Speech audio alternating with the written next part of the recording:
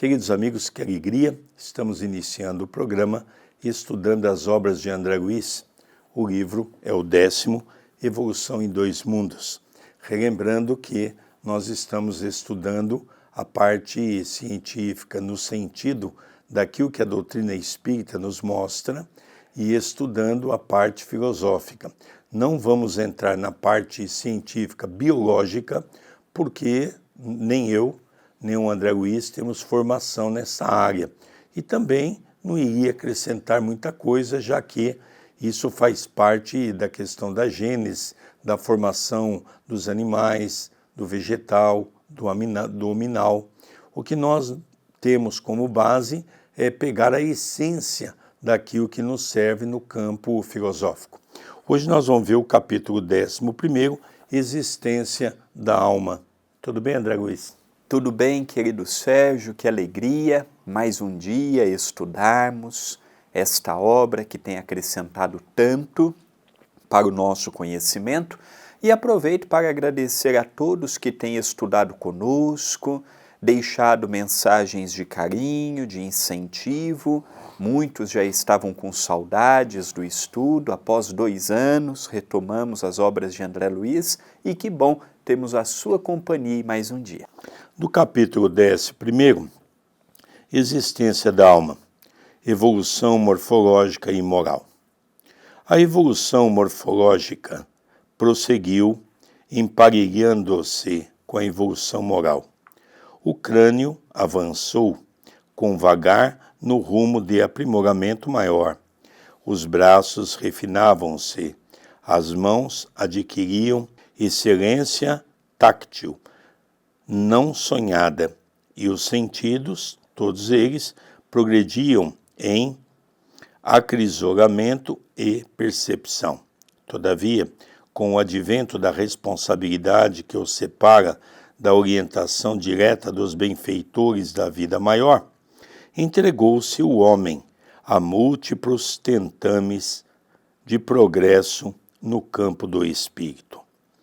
No regime interior de livre indagação, conferia asas audaciosas ao pensamento, e com isso mais se lhe acentuava o poder de imaginar, facilitando-se-lhe a mentalização e o desprendimento do corpo espiritual, cujas células, em conexão com as células do corpo físico, se automatizavam assim, na emancipação parcial por meio do sono, para acesso da alma a ensinamentos de estrutura superior. Guarda a criatura humana, então, consigo na tessitura dos próprios órgãos, a herança dos milhões de estágios diferentes nos reinos inferiores, e no fundo sente-se inclinada a viver no plano dos outros mamíferos que lhe respiram a vizinhança, com o instinto absoluto dominando sem restrições. No entanto, com a evolução irreversível, o amor agigantou-se-lhe no ser, sugerindo-lhe novas disposições à própria existência. E aqui falando um pouco do significado da palavra morfológica. Significa o estudo da forma ou da aparência externa da matéria. Então, o estudo de hoje, o que André Luiz vem nos falar? Dessa estrutura que comporia o nosso ser e também sobre as bases morais agora. Então, ele está falando da aparência física e da aparência espiritual. Então, ele nos narra neste texto como que seria o desenvolvimento há milênios atrás, até chegarmos hoje. Quando ele diz, a evolução morfológica prosseguiu, como prossegue até hoje? Nosso corpo ainda está em formação. Há poucos anos atrás, tínhamos uma média de vida de 50 anos. Foi para 60, para 70, para 80. Meu avô tem 93, 94 anos. Até 2 anos atrás, tinha uma memória fantástica. Então, nós estamos caminhando para passarmos dos 100 anos e bem. talvez não seja o nosso caso, mas dos nossos filhos, dos nossos netos, dos nossos bisnetos, já passarão de 100 anos, 110 anos. Então o nosso corpo está em formação. E a parte moral também. Estamos todos os dias colocando à prova o certo e o errado, aferindo valores, aprendendo novas coisas, reformulando novos entendimentos. Não há dúvidas a este respeito. Ainda moralmente falando, temos uma estrada longa a percorrermos hoje sob bases seguras de discernimento do certo e do errado. Continua André Luiz, noção do direito. Em razão do apego aos rebentos da própria carne, instituiu a propriedade da faixa de solo em que se lhe encrava a moradia e, atendendo a essa mesma raiz de afetividade, traça a si próprio determinadas regras de conduta para que não imponha aos semelhantes ofensas e prejuízos que não deseja receber. Acontece assim o inesperado, o homem selvático que não pretende abandonar os apetites e prazeres da experiência animal, fabrica para si mesmo os freios que lhe controlarão a liberdade, a fim de que se lhe enobreça o caráter iniciante. Estabelecendo a posse tirânica e em tudo que julga seu, desiste de aproveitar o que pertence ao vizinho, sob pena de expor-se às penalidades cruéis. Nasce desse modo, para ele, a noção do direito sobre o alicerce das obrigações respeitadas. Nós sabemos que o nosso direito termina quando começa o do outro. Moisés, que viveu aproximadamente 1500 anos antes do Cristo, portanto 3500 anos atrás, trouxe para o povo hebreu a noção do direito com a tábua da salvação, os 10 mandamentos, em que havia alguns que eram princípios perante Deus, perante o pai e a mãe, e o que não se deveria fazer. Não matarás, não cobiçarás a mulher do teu próximo, não cobiçarás o pertence do teu próximo. Era uma noção primitiva do direito alheio. Lembrando que há 3.500 anos atrás a barbárie era muito grande. O hebreu, durante alguns séculos, ficando reféns do cativeiro egípcio, havia perdido muito da noção de liberdade. E quando Moisés liberta o povo dos egípcios, ele teve que ajudar na construção deste direito. Era um povo bárbaro, era um povo que invadia as vilas, saqueava, matava, abusava das mulheres, escravizavam as crianças e os homens.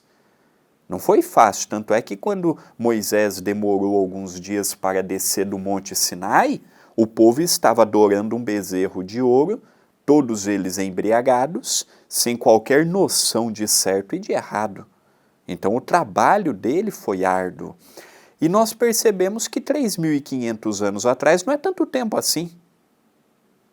3.500 anos atrás para um planeta com milhares de anos até chegar onde chegamos hoje, 3.500 anos foi ontem.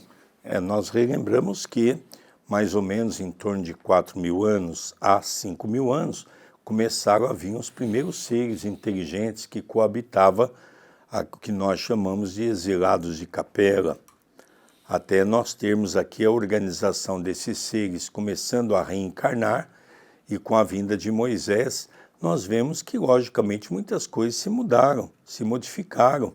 Por exemplo, Moisés conquistava as coisas pela força. Eles passavam pelas aldeias, saqueavam, matavam, por isso que houve a necessidade da tábua da salvação para colocar um freio. Então aqui, André Luiz vem descrever para nós todo esse processo evolutivo que o homem passou na Terra.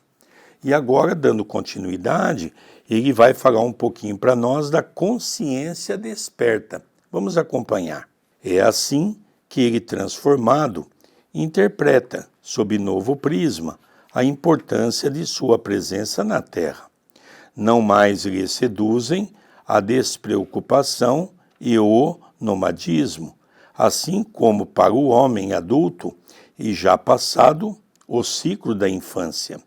Sabe agora que o berço carnal se reveste de significação mais profunda. Compreende pouco a pouco que a vida lhe registra as contas pessoais, porquanto aprende que pode negar o braço ao companheiro necessitado de apoio, sabendo, porém, que o companheiro poderá recusar-lhe o seu, no momento em que o desequilíbrio lhe bata à porta. Reconhece que dispõe de liberdade para matar o desafeto, mas não ignora que o desafeto, a seu turno, pode igualmente exterminar-lhe o corpo ou amargar-lhe o caminho.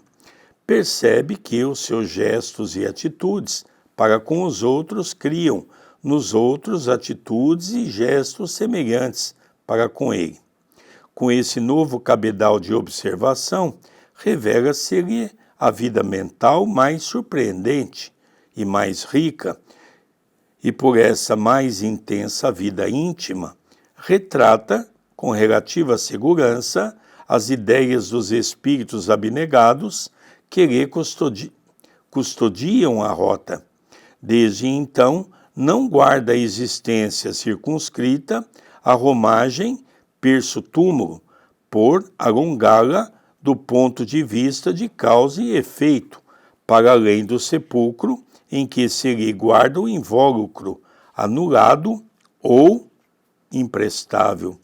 Incorporando a responsabilidade, a consciência vibra, desperta, e pela consciência desperta, os princípios de ação e reação funcionam, exatos, dentro do próprio ser, assegurando-lhe a liberdade de escolha e impondo-lhe mecanismo os resultados respectivos, tanto na esfera física quanto no mundo espiritual.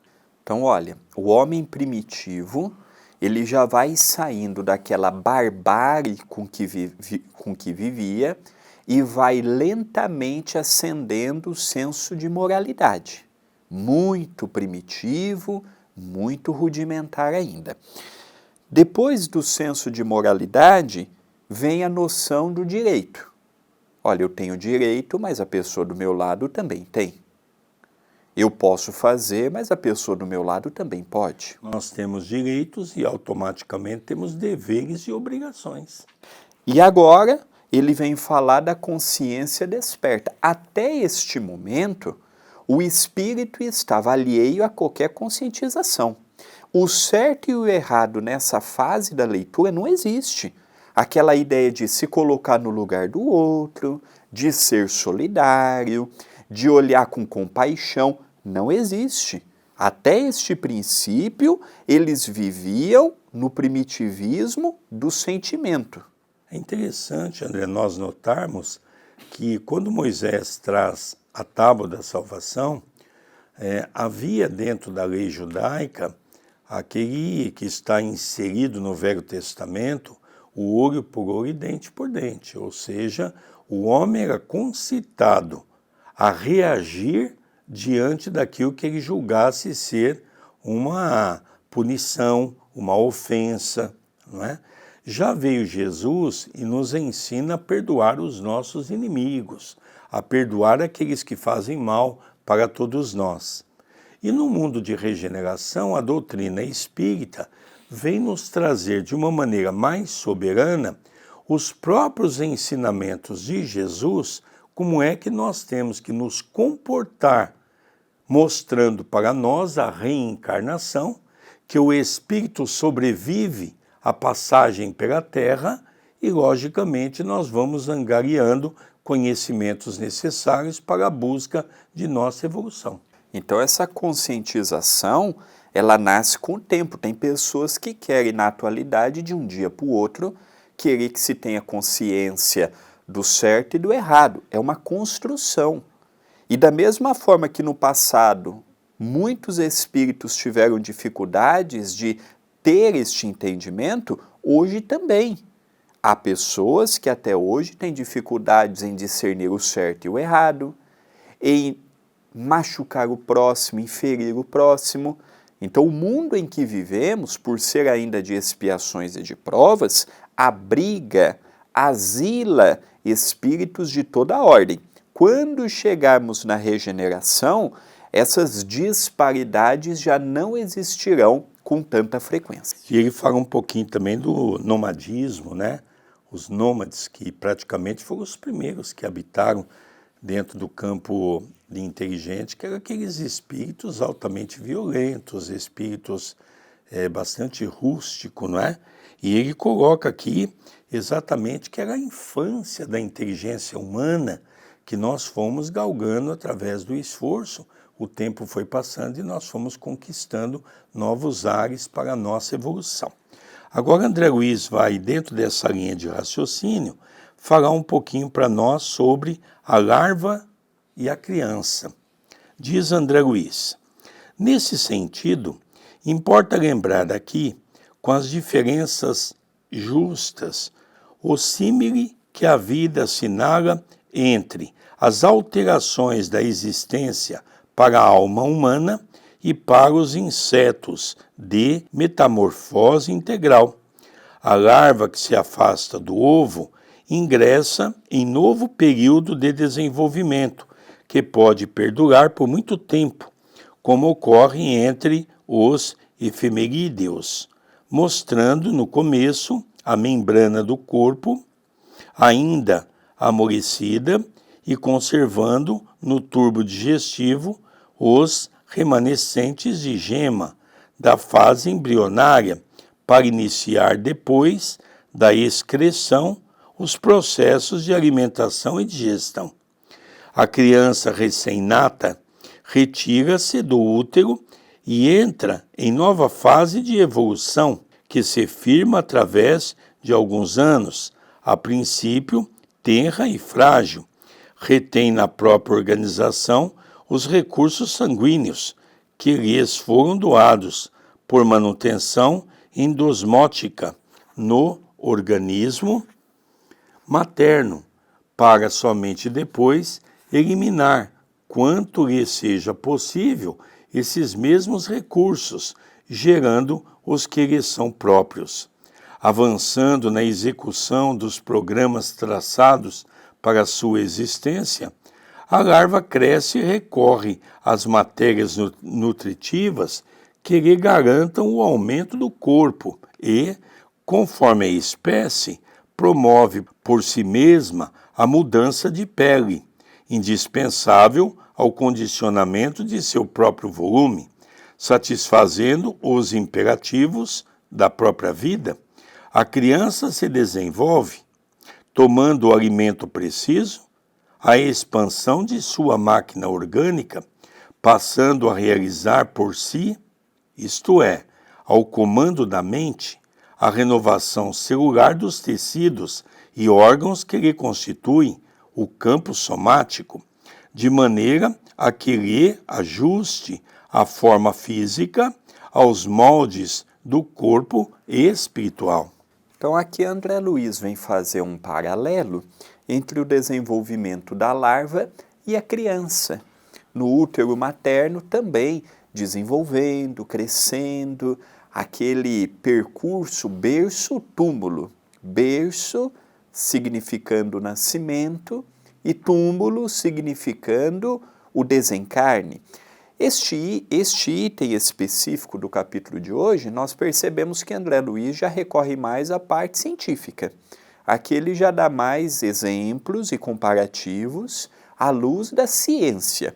Enquanto os tópicos anteriores ele já nos despertou para a aquisição do princípio da moralidade, do direito, da consciência, aqui ele faz um paralelo com tudo que ele disse até o momento e trazendo exemplos da ciência, para mostrar que, ao passo que nós desenvolvíamos na questão consciencial, também havia nos laboratórios invisíveis do plano espiritual com relação direta à nossa dimensão, também o desenvolvimento. Da mesma forma que nós falamos que o homem está em desenvolvimento, vale a pena aqui relembrarmos que todos os reinos orgânicos também estão em desenvolvimento. No mundo de regeneração, teremos menos animais peçonhentos e mais animais amorosos, ao ponto de, por exemplo, numa resposta da espiritualidade a Allan Kardec, no primeiro ano da Revista Espírita, portanto 1858, residente em Júpiter, Kardec pergunta: e se nós fôssemos neste instante reencarnar em Júpiter, como seria? E lá a espiritualidade diz: o primata de Júpiter tem mais evolução do que o homem racional da Terra. Então o que significa? Que o animal de Júpiter tem mais consciência do que o homem racional do planeta como o nosso. Então um dia também os nossos animais serão como são os primatas de lá. Isso é importante de nós realçarmos que não é apenas o homem que evolui, não é apenas o homem que desenvolve, toda a criação divina está em constante transformação. É interessante também quando ele fala da modificação do animal, que vai modificando as suas células, não é? A gente tem um exemplo, por exemplo, da cobra, que ele fala que de tempos em tempos vai mudando, não é? Vai transformando a sua casca, transformando e trocando-a, como outros animais. Mas ele fala uma coisa interessante sobre a criança, que todas elas passam pelo mesmo quadro, que é o alimento natural quando ela nasce, que é o quê? O leite materno. E aí, gradativamente, conforme ela vai se desenvolvendo, ela vai tendo alimentações diferenciadas até que chega a uma fase que ela tem uma alimentação normal, como todos nós temos, não é? Então, esses períodos que cada ser tem dentro da evolução de cada espécie é que nos chama a atenção a perfeição, André, da criação divina. Agora nós vamos ler Metamorfose do Inseto. Diz André Luiz: a larva dos insetos de transformação completa experimenta vários períodos de renovação para atingir a condição de adulto, embora permaneça com o mesmo aspecto, porquanto apenas 2 da derradeira mudança de pele é que se torna pupa. Em semelhante estágio, acusa progressiva diminuição de atividade, até que não mais suporte a alimentação. Esvaziam-se-lhe os intestinos e paralisam-se-lhe os movimentos. A larva protege-se, então, no solo ou na planta, preparando a própria liberação. Permanece assim, imóvel, e não se alimenta do ponto de vista fisiológico, encrisalidando-se, segundo a espécie, em fios de seda, por ela própria constituídos com a secreção das glândulas salivares, agregados a pequeninos tratos de terra ou a tecidos vegetais, formando desse modo o casulo em que repousa durante certo tempo, fixado em alguns dias e até meses. Na posição de pupa, ao impacto das vibrações de sua própria organização psicossomática, sofre essencial modificação em seu organismo, modificação que no fundo equivale a verdadeiro aniquilamento ou histólise, ao mesmo tempo que elabora órgãos novos pelo fenômeno da histogênese, valendo-se dos tecidos que perduraram. A histólise, que se efetua por ação dos fermentos, verifica-se notadamente nos músculos, no aparelho digestivo e nos tubos de Malpighi, com reduzida atuação no sistema nervoso e circulatório. Pela histogênese, os remanescentes dos músculos estriados desfazem-se das características que lhes são próprias, perdendo gradativamente a sua estriação, até que se convertam, qual se obedecessem a processo involutivo em células embrionárias fusiformes, com um núcleo exclusivo ou mioblastos que se dividem por segmentação, plasmando novos elementos estriados para a configuração dos órgãos típicos. Somente então, quando as ocorrências da metamorfose se realizam, é que o inseto, integralmente renovado, abandona o casulo, revelando-se por falena leve e ágil, com o sistema bucal transformado, como acontece na borboleta de tipo sugador, na qual as maxilas se alongam, convertendo-se numa trompa, enquanto o lábio superior e as mandíbulas se atrofiam. Entretanto, embora magnificentemente modificada, a borboleta alada e multicor é o mesmo indivíduo, somando em si as experiências dos três aspectos fundamentais de sua existência de larva, ninfa e inseto adulto. Então aqui André Luiz fala da metamorfose, portanto as transformações que a larva, com o tempo, foi passando. Aqui ele mostra todo um ciclo evolutivo que ela, desde o instante em que ela tinha necessidade da alimentação, quando ela muda a alimentação já não tem mais a necessidade, ela vai também passando pela sua transformação natural, pela sua metamorfose. Aqui André Luiz faz uma alusão à borboleta, aqui vai dizendo que algumas particularidades que mais tarde teriam nas borboletas e em outros animais, neste período da metamorfose, da transformação, vai surgindo.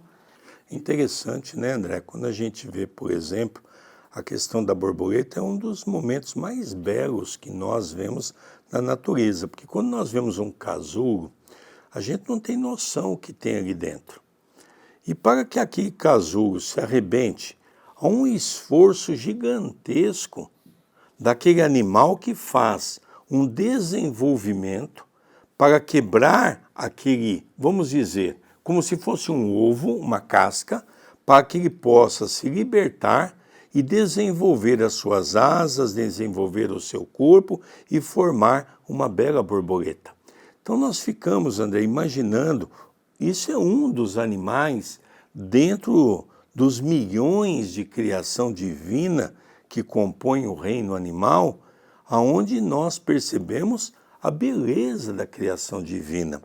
Os arquitetos do universo que trabalharam com Jesus, organizando todo o reino animal, o reino vegetal, não é? Para que nós pudéssemos, dentro do próprio reino hominal, como nós estamos vendo no capítulo de hoje, a evolução clássica pelo esforço, pela dedicação, não só do desenvolvimento da metamorfose, que é o corpo físico, mas também o desenvolvimento moral. Exatamente. O capítulo de hoje, ele é um capítulo significativo. Capítulo 11, portanto, estamos passando da primeira metade, da primeira parte. Então, o que nós aqui analisamos? Que os 10 primeiros capítulos, André Luiz ele foi pontual na formação da Gênese, falando mais especialmente das transformações da mônada até chegar no nosso reino hominal. Mas o 10 ele fala do cérebro ainda, então ele vai falar dessa parte mais sublimada que nós temos. É a partir já do capítulo de hoje, com mais propriedade, que ele já adentra acerca da moralidade, da noção de direito, da responsabilidade, da consciência. Os 9 primeiros capítulos, os 10 primeiros capítulos, ele convida-nos a ver a grande viagem evolutiva que tivemos na Terra deste ponto de vista, passando pelos reinos. E daqui até o capítulo de número 20, o término da primeira parte, ele vai aliar a nossa vida do dia a dia com essas percepções científicas, evolutivas, que nem sempre temos a oportunidade de estreitar o nosso conhecimento. Então, André Luiz, continuando, agora o capítulo Histogênese espiritual. Daqui a pouco o André vai explicar para nós o que é o sentido da palavra histogênese. Assim também, a criatura humana, depois do período infantil, atravessa expressivas etapas de renovação interior até alcançar a madureza corpórea. Não obstante apresentar-se com a mesma forma exterior, porquanto somente após o esgotamento da força vital no curso da vida, senectude ou pela caquexia, por intervenção da enfermidade, é que se habilita a transformação mais profunda. Nesse período, característico da caducidade celular ou da moléstia irreversível, demonstra gradativa diminuição de atividade, não mais tolerando a alimentação. Pouco a pouco, declinam as suas atividades fisiológicas e a inércia substitui-lhe os movimentos. Protege-se, desde então, no repouso horizontal em decúbito, quase sempre no leito, preparando o trabalho liberatório. Chega, assim, o momento em que se imobiliza na cadaverização, mumificando-se a feição da crisálida, mas envolvendo-se no imo do ser com os fios dos próprios pensamentos, conservando-se nesse casulo de forças mentais, tecido com as suas próprias ideias reflexas, dominantes, ou secreções de sua própria mente, durante um período que pode variar entre minutos, horas, dias, meses ou decênios. No ciclo de cadaverização da forma somática, sob o governo dinâmico de seu corpo espiritual, padece extremas alterações que, na essência, correspondem à histólise das células físicas, ao mesmo tempo que elabora órgãos novos pelo fenômeno que podemos nomear, por falta de termo equivalente, como histogênese espiritual, aproveitando os elementos vivos desagregados do tecido citoplasmático e que se mantinham até então ligados à colmeia fisiológica, entregue ao desequilíbrio ou à decomposição. A histólise, ou processo destrutivo, na desencarnação, resulta da ação dos catalisadores químicos e de outros recursos do mundo orgânico que, alentados em níveis de degenerescência, operam a modificação dos tecidos e, do ponto de vista do corpo espiritual, afetam principalmente a morfologia dos músculos e os aparelhos da nutrição, com escassa influência sobre os sistemas nervoso e circulatório. Pela histogênese espiritual, os tecidos citoplasmáticos se desvencilham, em definitivo, de alguns dos característicos que lhe são próprios, voltando temporariamente, qual se atendessem a processo evolutivo, à condição de células embrionárias multiformes, que se dividem por meio da cariocinese, plasmando em novas condições a forma do corpo espiritual, segundo o tipo imposto pela mente. Então vamos lá, o significado de histogênese. Formação e desenvolvimento dos diferentes tecidos embrionários. Então aqui ele está falando da formação e do desenvolvimento dos diferentes tecidos embrionários no aspecto espiritual. Aqui ele vai narrar com essas palavras que tanto nos apaixona pela beleza da descrição, acerca, por exemplo, da desencarnação, um processo natural a qual todos nós estamos sujeitos. Aqui ele fala que na infância, na juventude, nós temos aquela energia, nós temos aquele vigor físico, nós temos aquela disposição, mas também nos fala da senectude. Senectude é a velhice. Nos fala das lutas. Eu vejo, por exemplo, os meus avós, com mais de 85 anos a minha avó e 93, 94 anos o meu avô, o quanto que a debilidade física os entristece. Pessoas ativas, pessoas que a vida toda faziam as coisas acontecer e agora na velhice o corpo impondo limitações. Não é fácil. A velhice, para muitas pessoas, não é fácil. As dores, ter que deixar de fazer o que gostava. Eu lembro da avó da Carol, adorava ir naquelas excursões de terceira idade, nos últimos 2, 3 anos de vida, não tinha mais condições físicas, e a gente percebia que a pessoa entristecia com aquilo.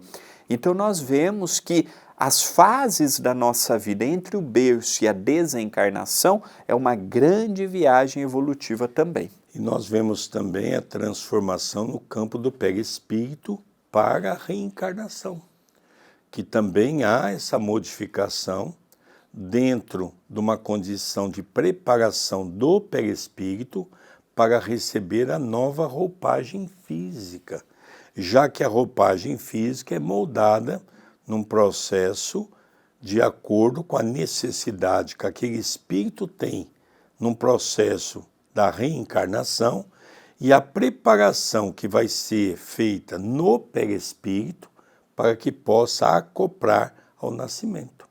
Então nós vemos todo esse processo. E é interessante, André, que aqui a gente vê toda uma parte científica, não é?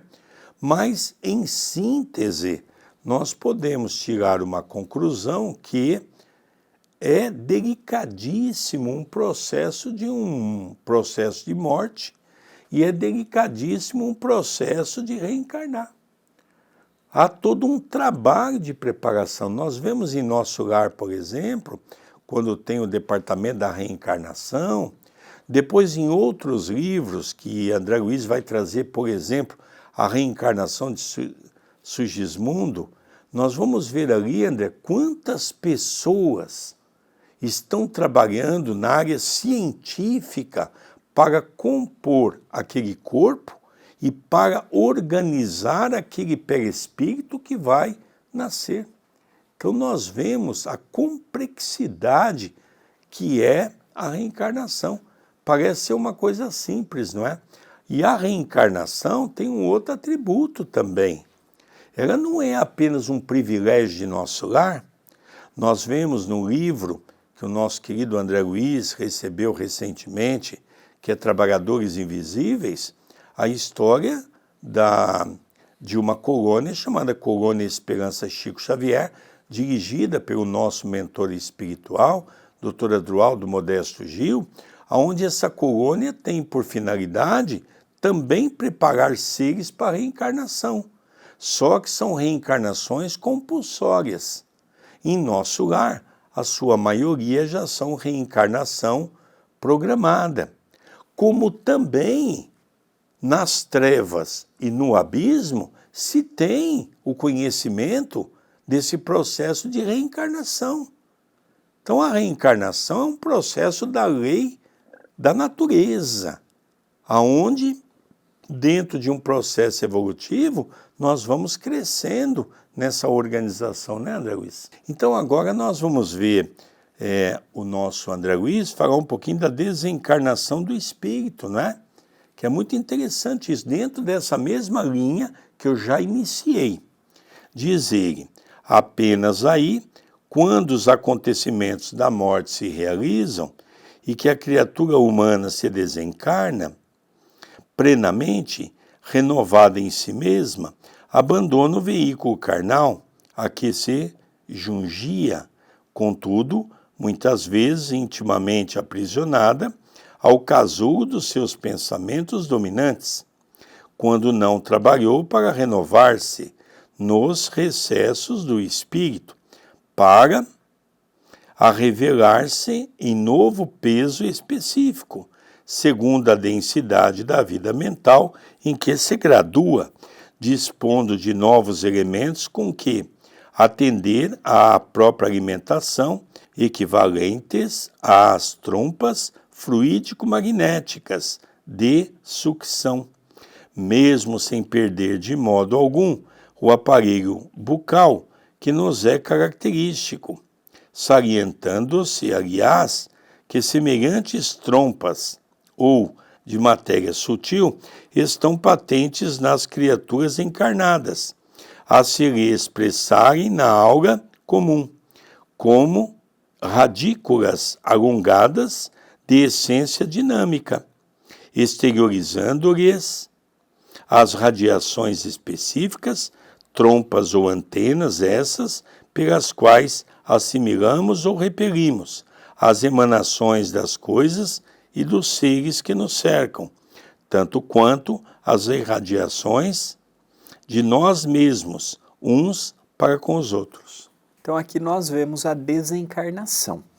Desencarnar, como vemos nas obras de André Luiz, pode levar alguns dias, ou algumas horas, alguns dias, algumas semanas, alguns meses, alguns anos, dependendo do grau de afinidade corpo-perispírito, corpo-espírito. Então aqui ele já vai mostrando para todos nós que esse processo da desencarnação é um processo natural. É necessário que haja desencarnação para que ocorra a renovação. Se encerra um ciclo e começa um outro, encerra-se uma jornada e uma outra continua por iniciar. Evidentemente que a desencarnação apela sempre aos nossos corações, trazendo-nos a saudade, a angústia, em alguns momentos até o desequilíbrio pela perda do ente amado, que hoje o Espiritismo, com tanto amor, com tanta sabedoria, vem nos orientando que a morte é um até já e que o espírito continua sua jornada renovadora. É verdade. Além disso, André, nós vemos também ele colocar de uma forma assim, muito coerente para todos nós que a desencarnação ela é diferente de uma criatura para outra. E como é que se processa isso? De acordo do nosso estágio evolutivo. Quanto mais apegado ao corpo, mais tempo nós teremos para nos desvencilhar espírito-corpo. O próprio André Luiz, nas obras anteriores que nós já estudamos, vem falar sobre isso. Aquele caso, quando se entra por exemplo, no cemitério, uma pessoa que tem uma mediunidade de vidência, vai ver ali centenas de espíritos ainda ligados ao corpo. Então nós vemos que a separação é algo muito mais complexa do que nós imaginamos. E agora, estudando a última parte, continuação da existência. Ou seja, nós nascemos, fomos criados como espírito e automaticamente vamos dizer que o espírito é o que prevalece.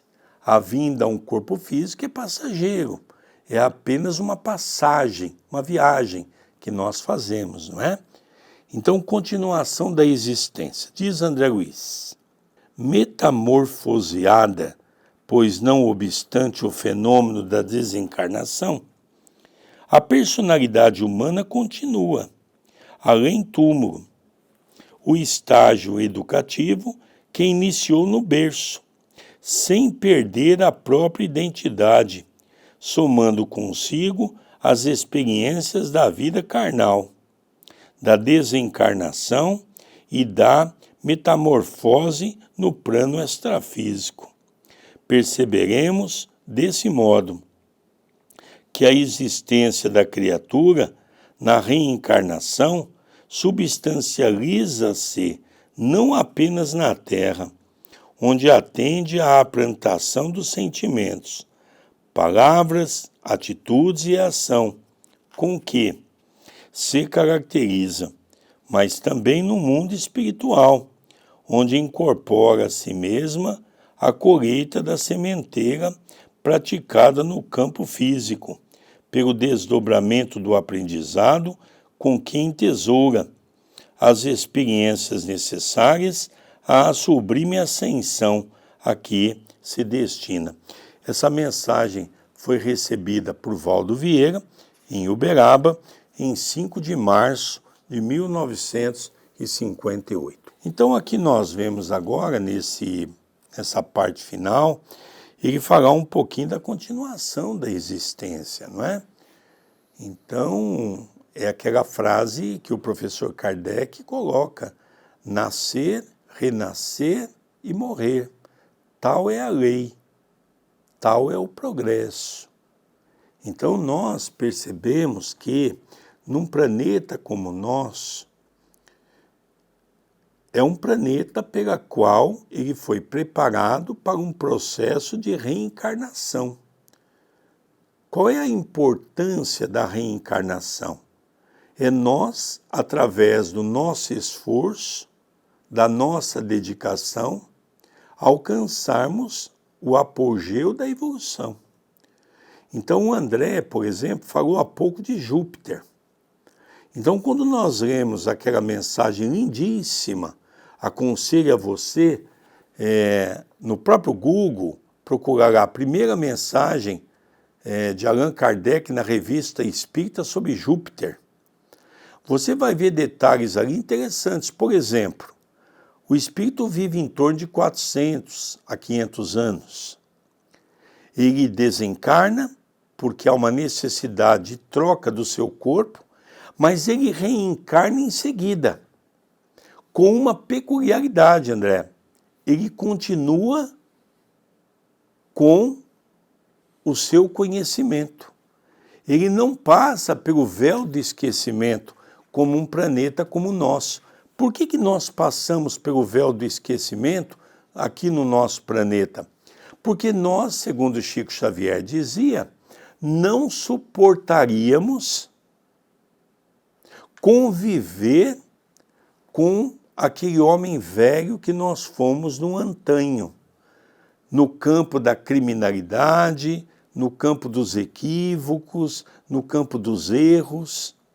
Então, o André Luiz coloca para nós a continuação da existência, a continuação natural, porque é a reencarnação que vai propiciar para cada um de nós exatamente oportunidades abençoadas de podermos servir o Evangelho, de conhecer as leis naturais criadas por Deus para a busca de nossa evolução. Então é assim, André, que nós vemos esse capítulo, não é? Que nos fala um pouco desse conceito que o professor André Luiz, porque também é um professor e foi professor quando esteve em nossos meios, não é? Então a morfologia, a transformação do corpo e a transformação moral. Esse é o princípio pela qual rege a reencarnação. Estamos chegando ao término de mais um estudo, capítulo 11 já, um livro que eu e meu pai sempre tivemos um pouco de receios de comentar pelo desconhecimento da nossa área, seja biológica, da medicina, da ciência, e estamos aqui com muita boa vontade. O que você julgar que não está compatível com a realidade, por favor, tire aquela parte e fique com o restante. Aqui estamos também aprendendo sempre. Pedimos a sua ajuda aqui no canal, o gostei, o comentário no vídeo, o compartilhamento para os amigos e familiares, a inscrição no canal e a habilitação do sininho e o Seja Membro. São ações fundamentais perante o trabalho assistencial e doutrinário que realizamos em Itapira, no Centro Espírita Perdão, Amor e Caridade. Queridos amigos, não esqueça de dar o gostei, que é muito importante para a nossa página, como o André acabou de dizer, é uma página monetizada, e nós aproveitamos esse momento para agradecer a sua presença, que está sempre nos incentivando. Eu estou sempre recebendo mensagens, o André Luiz também, de encorajamento. É assim que nós vamos tendo força para superar aquele homem velho que ainda está dentro de nós, para a conquista de um homem novo, saindo do casulo do homem velho para sermos o amanhã uma borboleta que é o homem novo. Que Jesus nos abençoe, que Jesus nos ilumine, até o próximo programa e que possamos ter muita paz em nosso coração. Até o próximo programa.